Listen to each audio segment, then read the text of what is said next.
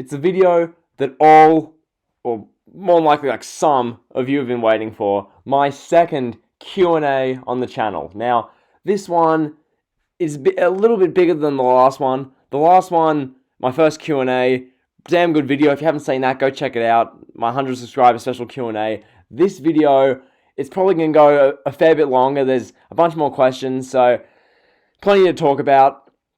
But yeah, this whole thing, the second Q&A, I'm going to try and do this as well as possible, answer the questions in pretty decent detail. For the people who ask like 5 or more questions, the questions won't get as much detail with your answers, but whatever. People ask 1 or 2 questions will get pretty good detail. So, yep, there'll be plenty of shout-outs throughout this. But, maybe not as many as my first Q&A, but there should be still plenty of shout-outs in this. So, be sure to stay tuned throughout. See if your channel gets a shout-out. We'll see. Maybe, maybe not. You'll wait and see. So, without further ado, I think we'll just get started with this Q&A. So, kicking us off, Superkick Studios. This guy, literally, go drop him a sub. He's, in my opinion, the next like wrestling GIFs or wrestling's premier. This guy, very talented YouTuber, puts a heap of effort into the videos, and the amount of effort he puts in his videos, he should have way more than 38 subs, however many he has now. That's not a channel that deserves 38 subs. That channel deserves hundreds and thousands of subs. So yeah, get that channel up and subscribers, will you? Please, if you're a sub of me, you're gonna enjoy his content. So go check him out. Anyway, Superkick Studios. He asks, who do you think is the most underutilized talent talents in WWE and AEW, and what would you do to use them effectively? So with this one, take your pick with WWE. Like, AEW, they don't really have anyone that I feel is just greatly underutilized. Like, people who should be being utilized are being utilized in AEW, which is what I like about them. Because AEW, you can't say that someone like Jimmy Havoc should be utilized. Like, no, he shouldn't. Jimmy Havoc isn't worthy of being utilized greatly. So, with AEW, they're fine. WWE, as I said, take your pick.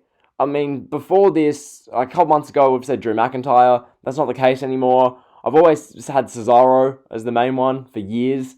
But in my opinion, here's an example which I thought of when I saw this question, Rusev. Now, I know a bunch of people are just done with Rusev because of that whole Rusev Lana Bob Lashley storyline, and fair enough. I don't blame you if you are. Rusev in that storyline was absolutely god-awful. That whole thing with Lana, Lashley, Rusev was just terrible. Like, it really was. That was one of the worst television ever. But Rusev, back in 2014, 2015, he had everything I wanted in a pro wrestler. He looked credible. He had a great manager. The combination of Rusev and Lana really worked. Okay, Rusev showed potential in the ring. He was really damn good. On the mic, he had Lana do that for him. He showed actual natural charisma and energy. And then they wasted all his talent, completely underutilized him. 2016, 2017, the Rusev Day thing was decent, but it was a bit of a comedy joke gimmick. And then you hit 2019, Rusev, Lana, Lashley, and now we've got Rusev, who he's barely ever on TV, if ever, like, completely underutilized. So I think Rusev is the most underutilized. What would I do to utilize him effectively? I feel like it's a weird one, because do you book him as like a monster heel, like heel or face?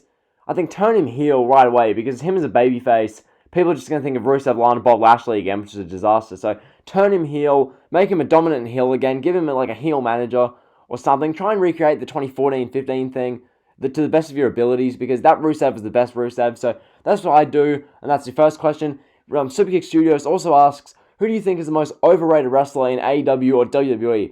This one, I thought right away, Shayna Baszler or Becky Lynch. Take your pick. I made a video about Shayna Baszler, how I don't get the hype behind her, or the hype. I wouldn't say hype. I don't get the draw of her. I don't get what Vince McMahon and these WWE higher-ups see in her. Then again, I do, that she's Ronda Rousey's friend, but at the same time, that shouldn't constitute her being like a main eventer in the women's division. As for Becky Lynch, she thinks she's the GOAT. She genuinely thinks she's amazing. And that's the thing, when you see Becky Lynch in interviews, it's not just her playing the character. Rebecca Good thinks she is way better than she is. Because the company's pushed her, because Nia Jax broke her face, she now has become incredibly overrated by the company, and as a result, I can't stand her. So, for your second question, Superkick Studios, I'm saying Shayna Baszler or Becky Lynch. So, those are his questions. Once again, I'm sure, check him out. His videos are really damn good, so give him a sub, watch his stuff. He deserves more subs and YouTube charity than he does, so check him out. From there, moving on, we go to the Destroyer BHB. This guy, he was in the last Q&A. Always see him in the comments. He's been with the channel since the start, pretty much, so awesome to still see him here. He hasn't dropped out of the channel and stopped watching in the time since my last Q&A, all like 5 weeks, so good on you. He asks for his first question, favorite match of 2017. This one is obvious, okay? If you don't have this answer, you're a clown. You're as big a clown as Bruce Pritchard is. The answer is clearly Jinder Mahal versus Randy Orton in the Punjabi prison. And if you don't think that, then there's something wrong with you. Nah, I'm just kidding, obviously. For me, last video I mentioned Brock Lesnar, Roman Reigns, Braun Strowman, Samoa Joe at SummerSlam 2017. That match I thought was amazing. But was it the best match of 2017? I mean, there was probably like a better match on Raw or SmackDown. I'm talking main roster for the moment. I think I'm going to say Cena Styles at the 2017 Royal Rumble. The one where Cena won his 16th World Championship. I think that match was just really damn good. As for other matches of 2017, honestly, I can't think of many. 2017 was not a great year for main roster matches. Like, it really wasn't. Jeez, I mean, NXT, I'd probably say the first War Games match. That'd be my match of the year for NXT. That was a damn good match. So, that was my favourite match of 2017. I'd say Cena vs. Styles at the Rumble. From here, for his second question, best Money in the Bank ladder match. Now, when I hear this question and read this question, I don't recall any one single Money in the Bank ladder match as being the GOAT. Like, some people might, but in my opinion, I think of the first one, like, most fondly. Because that match, as far as star power and intrigue, it was the best. Now, it wasn't the best as far as pure spots. If you're talking spots, then a bunch of the matches in the last few years take the cake. But this match, I just thought it was the best one because of star power. Jericho, Christian, Benoit, Kane, Shelton Benjamin, and there was someone else. I forget. There was another guy. So those 6 guys, lots of star power in there. On Edge, who's the other one? Edge, very credible star power. So I think the first Money in the Bank match was the best. But I mean, other ones, the SmackDown one from Money in the Bank 2011, where Daniel Bryan, Barrett was in there, Justin Gabriel, I think Heath Slater might have been in there. Just all these SmackDown guys. That was a damn good Money in the Bank ladder match, where Bryan got the win. So that was a really good one. I remember the 2017 one was also really good. I know that there wasn't great star power in that one, but it was a really good match as far as spots. So yeah, those are some really good ones. In my opinion, though, the first one was the best Money in the Bank ladder match. From here, his third question, least favorite pay-per-view ever. Now, it's a bold honor. It really is. Least favorite pay-per-view ever. I mean, this company has had a lot of bad ones. Now, December to December 2006, maybe? I mean, I could say Battleground 2013 or Survivor Series 2013. I hated those shows with a burning passion. Survivor Series 2013 was the worst Survivor Series ever, in my opinion. As far as recent years, Backlash 2018, that one's universally crapped on, justifiably so. God-awful show. 2019, Super Showdown was bad. In my opinion, though, the worst pay-per-view ever, Crown Jewel 2018, for everything that encompasses that show, where it be the government demanding, or not demanding, but pleading with World Wrestling Entertainment to not hold the show, because 3 weeks before it, or like a month before it, a journalist was beheaded in Saudi Arabia, and the American government was pleading with the WWE not to hold the show, but they went ahead with it anyway, and did the DX versus Brothers of Destruction match, where Triple H literally separated his shoulder in the first 4 minutes, and it went for half an hour. So it was a complete disaster. It was a Shawn Michaels who came out of retirement and was bald against a 54-year-old Kane and a 72-year-old Undertaker. Just a complete disaster. And to go with that, a WWE World Cup, which Shane McMahon won, that wasn't a World Cup. That was not a World Cup. Okay, if you're going to talk about a World Cup, at least like the Cruiserweight Classic, not the Cruiserweight Classic, the Cruiserweight Opens and those tournaments they ran in 2016, 2017, those were like tournaments as far as World Cups. This was just an absolute disaster. Shane McMahon winning the WWE World Cup. Are you for real? So, I mean, that was garbage, and then the rest of the show wasn't good either. I don't even really remember much from the rest of the show, thank God. So, that was Crown Jewel 2018. Complete disaster. My least favourite pay-per-view ever. From here, he asked favourite colour. For me, it's blue.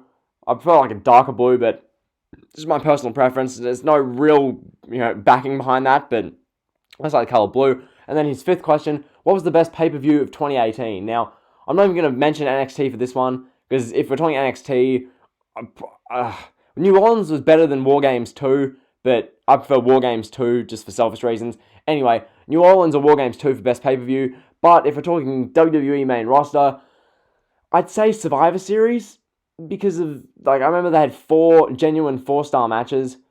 I remember it was it Rollins versus Nakamura? Is that the match they did? I think they did Rollins Nakamura. They did Ronda Rousey against Charlotte Flair. That was a really good match. They did Daniel Bryan versus Brock, I think. Is that Bryan Brock? Yeah, that was Bryan Brock. And then they did... there was another 4-star match. Yeah, Buddy Murphy against... was it Cedric Alexander? The Cruiserweight match was 10 minutes and was all killer, no filler. So, 4 4-star matches at the 2018 Survivor Series. That's my pick for best pay-per-view of 2018. I mean, as far as 2018 goes, the Royal Rumble was a pretty damn good show. I didn't like how they had AJ Styles versus Zayn and Owens for the championship to open the show, but besides that, the 2018 Rumble was really good. Definitely not WrestleMania 34. SummerSlam 2018 was decent. TLC 2018. TLC 2018, the first 2 hours was the triple threat tag match, New Day, Bar, Usos was really good, but the rest of it was crap. And then the second half of the show, the last 2 hours was awesome. Ambrose Rollins, I loved. The triple threat women's TLC match was awesome. And then Bryan versus AJ Styles was great. So TLC 2018, if had a good other half of the show, but it's not to be. So Survivor Series 2018 was my best pay-per-view of 2018 in my eyes for main roster, with NXT being New Orleans or War Games. So that was my question responses for Destroy BHB. Once again, check him out. He's uploading literally 3 to 4 reviews per day. Immense dedication. So shout out to you. Keep up what you're doing. You'll get to 100 subs this year, I have faith. So keep going. You deserve more subs than you have, but just keep plugging away. People will sub to you. So that's questions from him. Moving on to our next lot of questions. These are from Y2J Fanboy. Another one who's always super active in the comments section. Once again, really appreciate it, man. Keep commenting, please. It's just awesome to see you in the comments. Great engagements we have about pro wrestling, and it's one of the many forms of engagement that keeps me entertained with these shows, or keeps me watching these shows altogether, knowing that I can actually have engagements with people. So yeah, thanks for commenting. Keep going. He asks for his first question. A lot of people have moved from AEW to WWE, but who do you see being the first move to WWE from AEW? That is a great question. That really is. I dare say that's the best question I got in this Q&A. There are a bunch of really good questions, don't get me wrong, but that one was just... I was like, that's actually a really damn good question. So, yeah, this one I struggle with trying to answer. Honestly, you look at WWE, it's literally, I'm not going to call it, a slave labor trade, but you work there, you're not allowed to express your creative freedom, and if you are, you have to be a main eventer, and you only get minimal creative rights. Look at Bray Wyatt. Just look at him for a case in point. As far as, your character and your role, you're just ruined. As far as enjoyment, you're on the road 300 days a year. Well, not anymore because of the virus, but usually you're on the road 300 days a year. Whereas with AEW, it's a much more cruisy kind of schedule, more creative freedom. You get to actually have people writing the show who care about the quality of the product. I can't see, honestly, anyone being the first to move from AEW to WWE. You have to be a brain-dead lunatic. One guy who I know will never move from AEW to WWE, MJF, Maxwell Jacob Friedman, he would not last a day in Vince McMahon's WWE. He'd just be punished immediately for having a loud mouth. So, yeah, as far as my first move from AEW to WWE, probably going to be some jobber. Someone maybe one of the women. I don't know. I honestly can't answer that question. That's a damn good question. So, if you guys down below, who do you think will be the first to move from AEW to WWE? I honestly don't know. So, from here we move on to number 2. Who do you think should be the one to beat Roman Reigns for his Universal title after he wins it? What feud should he have? Obviously, this was asked before Roman Reigns pulled out of WrestleMania. So, I'm going to base this off of just Roman Reigns will get the title immediately after this pandemic thing settles and we can go back to regular life. And whoever beats Goldberg or whatever they end up doing, Roman Reigns will end up with the title. I'm assuming Roman Reigns will have the title because that's the direction they want to go. So I'm going to base it off that because come SummerSlam and that time period, Reigns will have the championship. It's just a matter of time. Okay, the goal is to have Roman Reigns as champion. So literally, this is just the current situation they've got. Roman Reigns, I think he should lose the title to the Fiend Bray Wyatt, because that's like the only avenue I can think of realistically. Because who else could beat Roman Reigns to the championship outside of the Fiend Bray Wyatt? What, are you going to have Baron Corbin beat Roman Reigns to the championship? Who else are your heels on SmackDown? Who? I can't think of one. Who's your other great heels on SmackDown? I don't know. So, yeah, Baron Corbin, no. Yeah, I'd say Bray Wyatt. So, moving on to question 3. Who do you think should be the one to beat Drew McIntyre for the WWE Championship after he wins it? Now, personally, I know what WWE will probably do, and that's either having Brock Lesnar, Jinder Mahal, or Heath Slater beat Drew McIntyre. Now, I know you all throw up in your mouths just thinking about that, but this is World Wrestling Entertainment. This is 74-year-old Vince McMahon who doesn't care about the quality of product, so I fully expect a 3MB program to come out of this. But anyway, I think realistically, Drew McIntyre, like when he's as champion, Drew McIntyre should defeat Randy Orton in a program. He should defeat Seth Rollins in a program. So he gets 2 really good storylines under his belt. And then I feel like he should lose to Aleister Black in like a war. Now, I don't know which pay-per-view you do that at, whether you want to do it at SummerSlam, or maybe you postpone some shows, have the Drew vs. Orton program done by June-ish, July, and then you move into a program with Rollins for SummerSlam. So you do Rollins versus McIntyre at SummerSlam, WWE title, and then McIntyre retains, and then heading into the later months, get into like October for Hell in a Cell or whatever pay-per-view you do in October, have Aleister Black win the title. So I think that's the avenue you should go. So that's the 3rd question. From here, we move into the 4th question. This is a good one, I feel like. He says, in the WWE, who do you think has the highest chance of being the next top guy in terms of drawing power and popularity? There isn't a top guy already.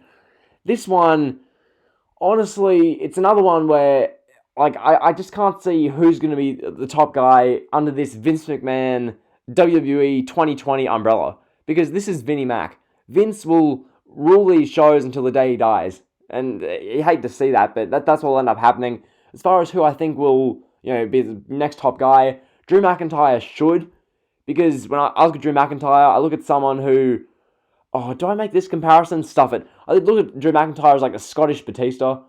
As far as like he has the look, he's not the greatest on the mic, but he doesn't have to be. In the ring, pretty powerful as far as his moves. I'm entertained by him. He looks like a pro wrestler, so I see Drew McIntyre in that light. So Drew McIntyre's potential, but they'll ruin him because Vince doesn't care.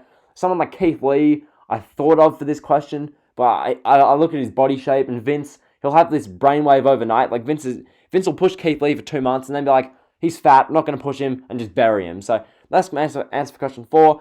His 5th question, in terms of popularity and success, what do you think MJF's ceiling is in pro wrestling? This one, I personally see MJF as AEW World Heavyweight Champion someday. I'm not going to put a time on that. I think a couple of years.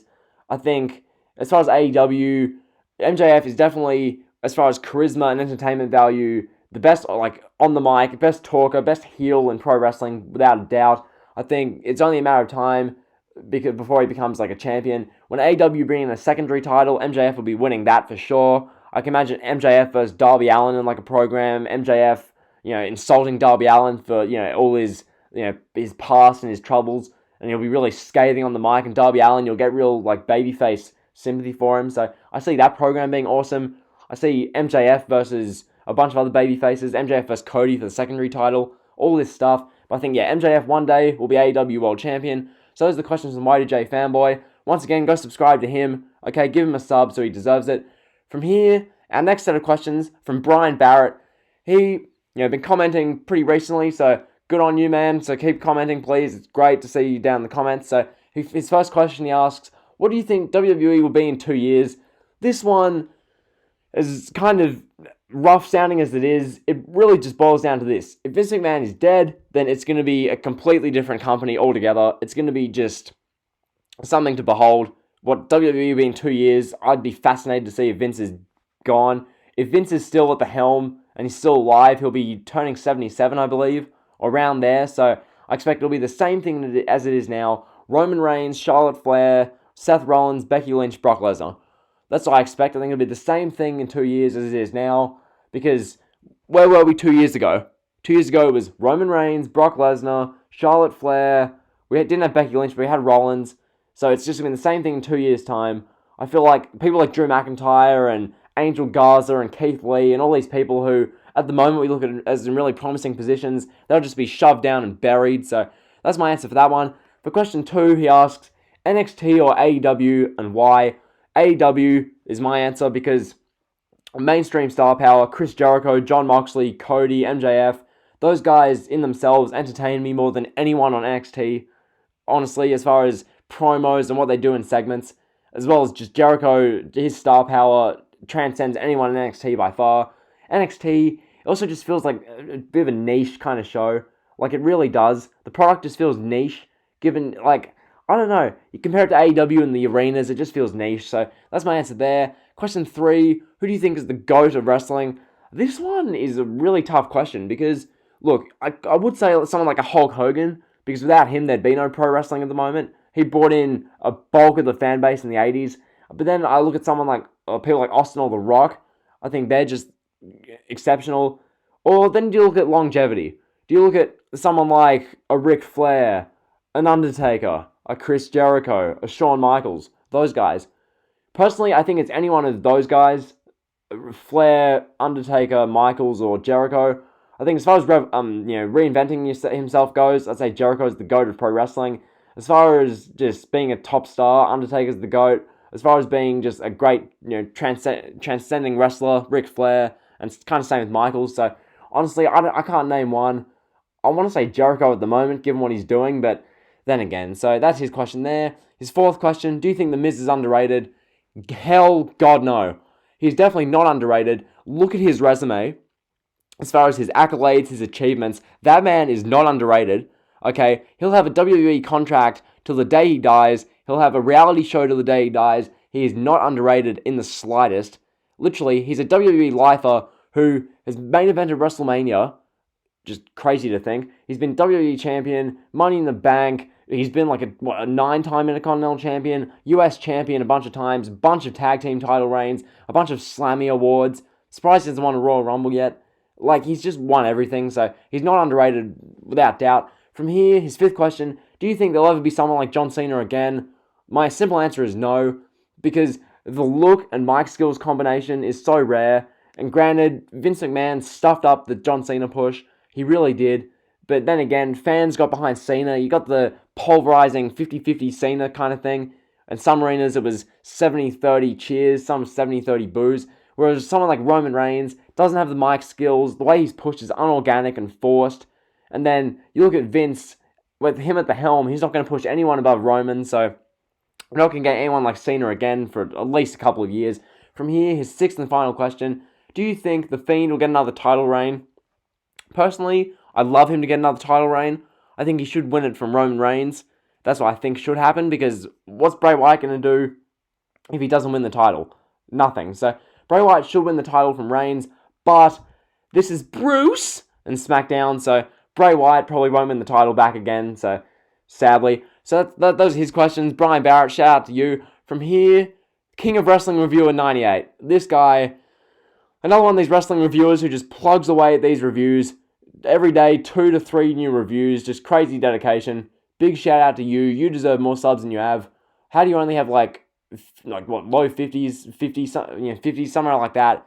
It deserves way more subs than you have. Just great quality of content. Keep up the regular reviews. They're great to sit through, great to look at, see what the ratings are and whatnot. Think about the shows you review. So keep grinding, man. You deserve it. From here, his first question: what's your favorite wrestling promo? Now, this one, it's kind of obvious given who's in my channel profile picture, and given everything, the pipe bomb, CM Punk's promo. But I tried to think of another option as far as a promo I loved. There are segments I like, but as far as one distinctive promo, I don't think I can think of anything better than this pipe bomb from CM Punk. So that's what I got for my favorite wrestling promo. It was just an incredible promo. That night in Vegas, Punk sat on the stage and aired his grievances. Granted, people say that it was it was all off script. No, it wasn't. It was a worked shoot, okay? Vince would never let that get that out of hand. They have to cut the mic on his TV show. Anyway, so the pipe bomb's my answer there. His second question, favorite Ric Flair match. This one, you, sir, are way more qualified to talk about than me, okay? given that, you've watched all the Starcades, you've reviewed all of them, you've done all the watched a bunch of the Ric Flair matches, so you know more about this than me. Personally, I'd say any of the matches with Steamboat. I couldn't tell you which show he had his best match with Steamboat, but Flair Steamboat, their matches were awesome. I know I'm pretty sure you've done a rivalry review on them, so those guys are just amazing. From there, he asked his third question, favorite video package for a match. This one might surprise some people. Now, right away, I thought there's been plenty of good ones over the years. I mean, World Wrestling Entertainment, as much crap as I give them for their shows and their booking decisions, I can't ignore their production value and the quality of editing on their video packages for promos and matches. So right away, My Way for Rock and Austin comes to mind. That was flawless. But beyond that, I thought of another answer, which obviously My Way is pretty much my co-favorite. But my other favorite, this is one which these are very underrated in my opinion, and I actually like watching them back nowadays. As weird as this sounds, I actually willingly watch these back on YouTube. The video packages for John Cena and The Rock, where it was Once in a Lifetime or Cena's Redemption at 29, which was god-awful, but the video packages were amazing.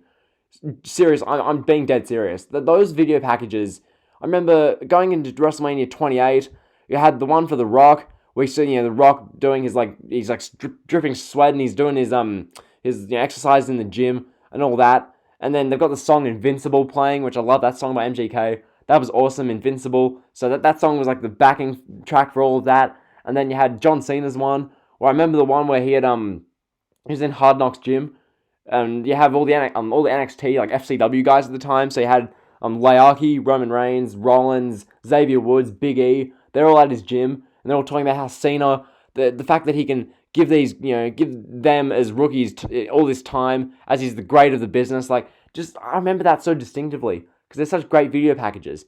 There were those ones, and then just the obviously with Invincible, and then WrestleMania 29. That video package of Cena, off the top of my head, I forget what song it was to, but that John Cena WrestleMania 29 video package where he's running along a corridor, and he's got his grey kind of hoodie on, and he's training, he's lifting lifting the pole thing. That was just amazing.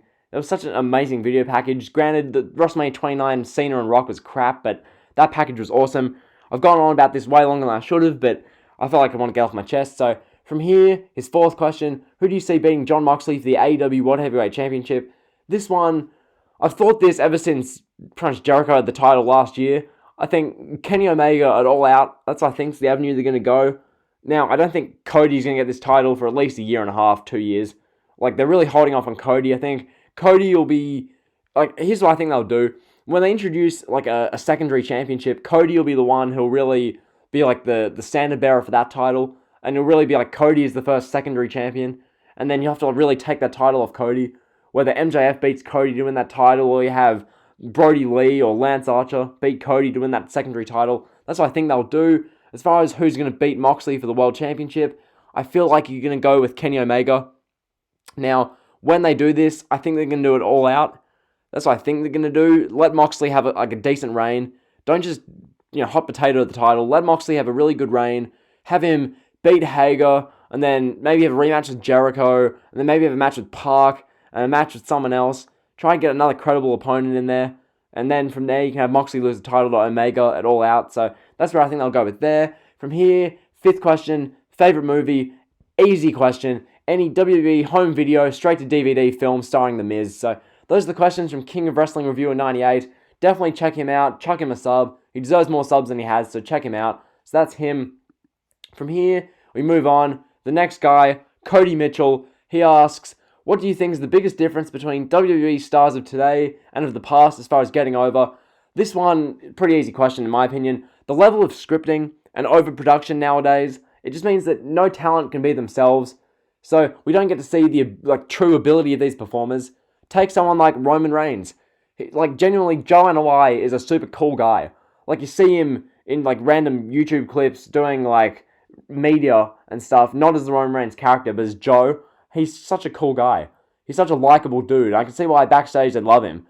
But that Roman Reigns character he has to play, the big dog, the Hounds of Justice, I run my yard, hitting the Superman punch, that character is so hateable. And it doesn't help someone who's a genuine cool guy who has the look and everything you want in a pro wrestler outside of better mic skills.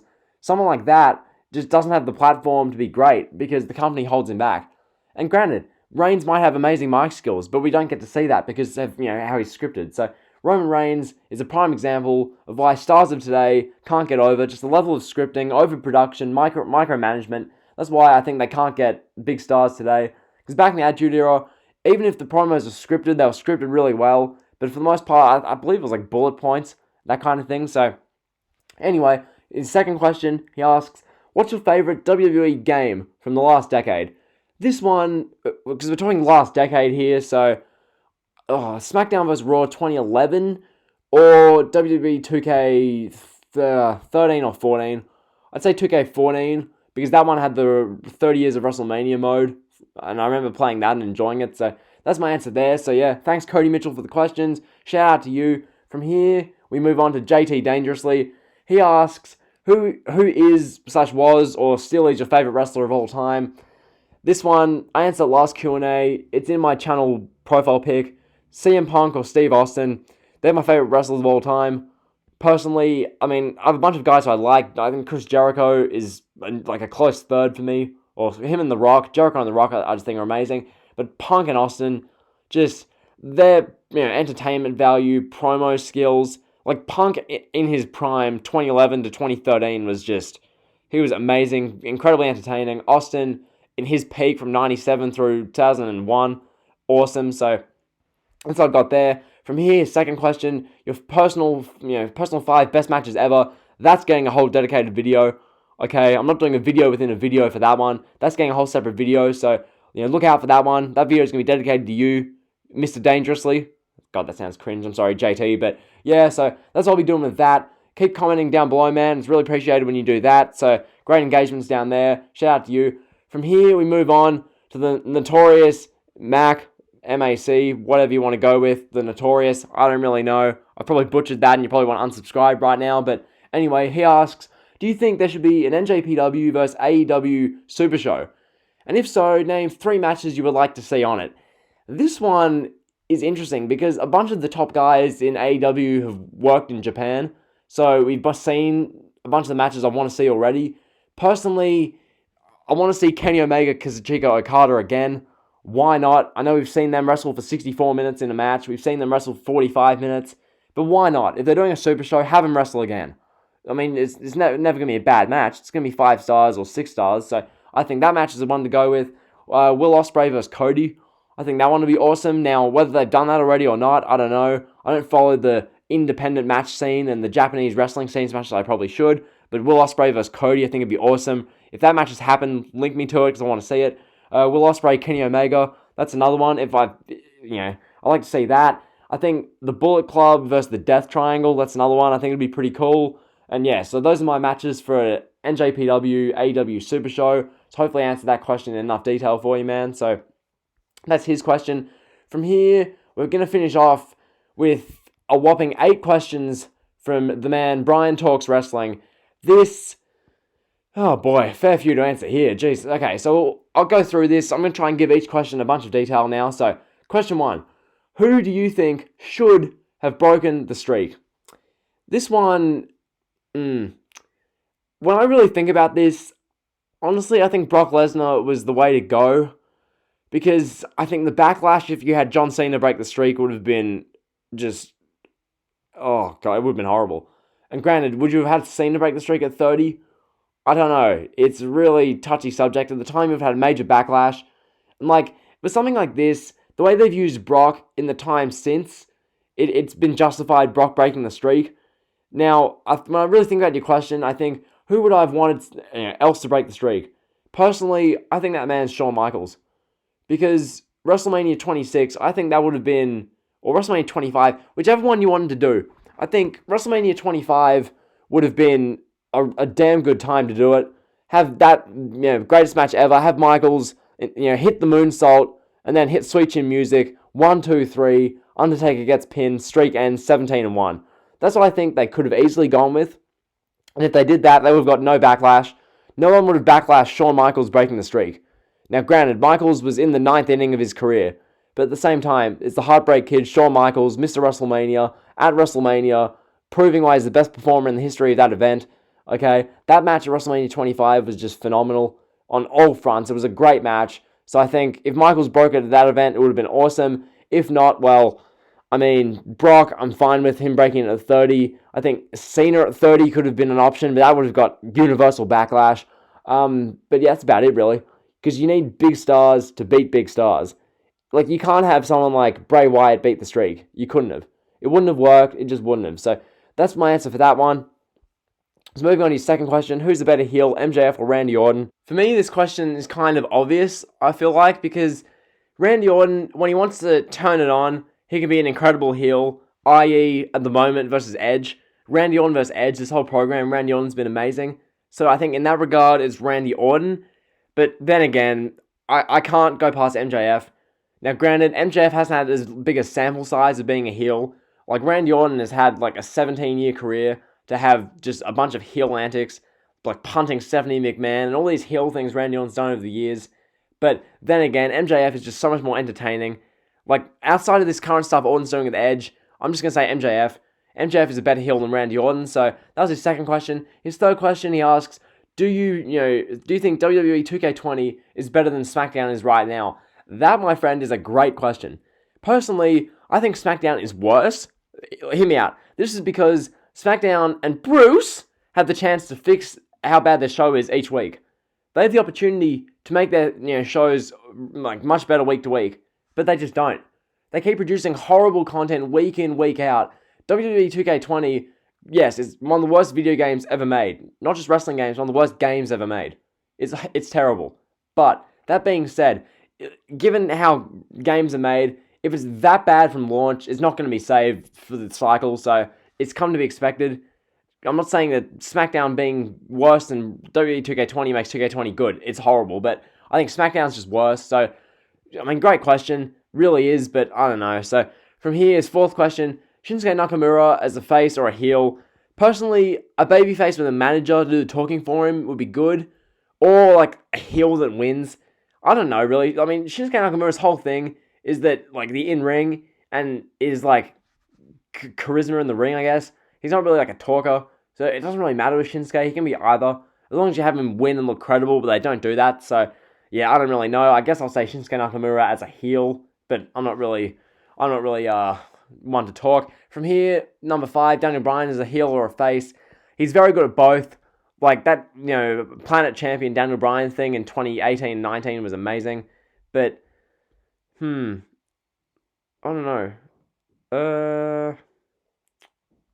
I guess I'll say Daniel Bryan as a face, I guess. I mean, the yes chant thing makes it hard to say as a heel as opposed to a face. I'll say Daniel Bryan is a face for question 5. For question 6, worst feud of 2020 so far. Reigns vs. Corbin was the worst feud of the year in January and February, and now I'm going to say it's King Corbin vs. Elias. Now, you saw my review of SmackDown last week where I just crapped all over that segment where Elias was on the platform singing about King Corbin, and then Corbin literally knocked him off the platform. Like, that was god-awful. Just a horrible feud. It's just absolutely horrible. So I think that's the worst feud of 2020 so far. From here, 7th question. Do you think Christian will ever return to the ring? I think maybe for a one-off match, but nothing overly significant. Because I think Christian, as a performer, he has something left to give. I think you could have had Christian versus Orton at Elimination Chamber this year. I think that would have been a cool avenue to go. But I think Christian, maybe one more match, but at the same time, I don't really see it happening, to be honest. I mean, I can see it, but I can't, so I don't know. It won't be anything super significant. And then he asks for his 8th question, most underrated woman in the WWE. For me, I'd say Liv Morgan or Ember Moon. I don't really know which one, but like both of those women are hardly ever on TV. Granted, Liv Morgan main event Elimination Chamber, so at the same time, that's a contradiction. But someone like Ember Moon especially, how has she just not been used? Like, what's happened? Like, I know, is she injured now? Like, I don't know what the deal with Ember Moon is. She's just not being used, so yeah, that's the Ember Moon thing. I think she's the most underrated, or maybe Liv Morgan, so those are the questions I've got for the Q&A. Hopefully you guys have enjoyed. I guess now I'll go into some shout-outs, so yeah, pretty much everyone I mentioned in this video, shout out to all of you. Like, shout out to everyone who's made the channel what it is. Pretty much hit, around and hitting this 200 subscriber mark. It's just awesome to see. really try and grow this channel, because I hit 100 subs end of February pretty much, or late February, end of February, and now we're at 200 subs like now. So it's great to see. Hopefully we can get, keep growing that and getting it more. But yeah, hopefully you guys just keep enjoying the content. It's great, I have fun making the content. Hopefully you guys are enjoying it. I mean, reviewing Raw, reviewing SmackDown, watching the shows is a chore. It really is, but at the same time, I get, rant stimulus, and it can entertain you guys, so it's all worthwhile. Keep sticking around the videos. I mean, if you're an active commenter, keep commenting actively. It's really appreciated. It makes the shows more enjoyable for me, because you have to engage with people about them. So that's really good. Given the current period of like isolation and stuff, I have plenty of time in my hands, so feel free to just keep comments running. Like, if you're ever watching the videos and think, oh, well, I would comment, but I don't really want to. I don't want to just embarrass myself. Feel free to comment. I don't care. Just engage. Like, that's what makes this fun. So, yeah, without further ado, I mean, I'll get into some shout outs. Pretty much everyone's made the channel what it is. As I said, the people in this video, like, shout out to all of you once again. Superkick Studios, Destroy BHB, YDJ Fanboy, Brian Barrett, King of Wrestling Reviewer 98. We've got Cody Mitchell, JT Dangerously, Brian Talks Wrestling, The Notorious Mac, whatever, and all of that stuff. So check out those guys.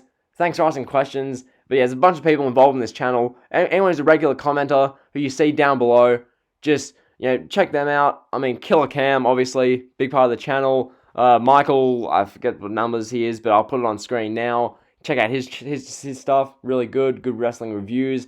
And just a heap of other people. I mean, I'd be here for like half an hour if I had to go through just purely shout-outs. So check out a bunch of these people. Without further ado, like, comment, sub. Hope you enjoyed the video. See ya.